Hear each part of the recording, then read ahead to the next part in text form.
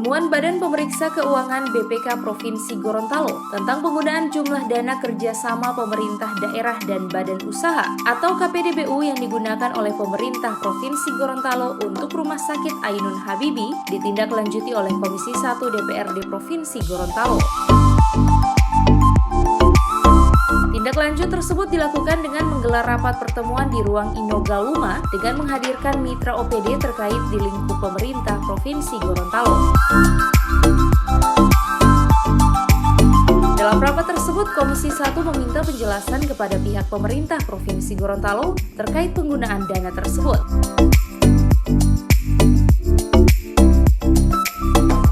Salah satu anggota Komisi 1 Adan Dambea mengatakan pada tahun 2019 lalu terjadi pergeseran anggaran sebesar 5 miliar rupiah untuk kepentingan konsultan pada KPDBU. Akan tetapi menurutnya di dalam LKPJ maupun pertanggungjawaban APBD 2019 tersebut tidak mencantumkan kegiatan KPDBU maupun biaya konsultan. Itu untuk soal KPDBU. Seingat saya tadi bahwa tahun 2019 itu ada terjadi pergeseran sejumlah 5 miliar untuk kepentingan konsultan, dan konsultan sudah kerja, bahkan sudah mau selesai. Nah, tetapi di lain pihak kami tidak melihat baik di laporan pertanggungjawaban maupun pertanggungjawaban APBD 2019. Jadi tidak muncul kegiatan KPDBU ini. Tidak ada satupun kalimat yang menyatakan untuk biaya KPDBU tidak termasuk biaya konsultan ini. Tak hanya KPDBU, dalam rapat ini juga dibahas depo peti kemas yang diduga tidak berizin operasi yang dilaporkan oleh LSM. Menanggapi hal tersebut, anggota Komisi 1 Yuriko Kamaru meminta kepada perusahaan terkait agar menaati aturan yang berlaku. Maka kita menyarankan tadi bahwa setidaknya adalah tidak ada penghalangan terhadap pertumbuhan dunia usaha di bidang jasa.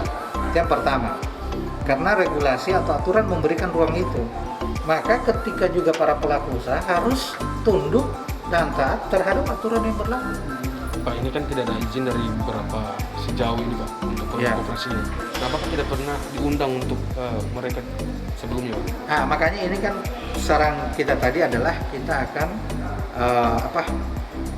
duduk bersama untuk memecahkan, mencari solusi yang terbaik untuk ini. Utamanya adalah prinsip daripada PTSP itu adalah membuka peluang usaha bagi orang. Tetapi kami sarankan adalah peluang usaha yang dibuka ini harus berdasarkan peraturan perundang-undangan yang berlaku sehingga semuanya terpenuhi. Ketika ada persoalan-persoalan mereka lengkap, misalnya dari sisi perizinan apa semua mereka lengkap. Tidak ada persoalan di dalam pelaksanaan kegiatan, khususnya kegiatan bisnis. Kalau data dari PTSP sendiri Pak, ada berapa persen itu yang melanggar ini Pak? Kita tadi tidak membahas data karena mereka belum memberikan informasi tentang data. Yang kita bahas adalah data yang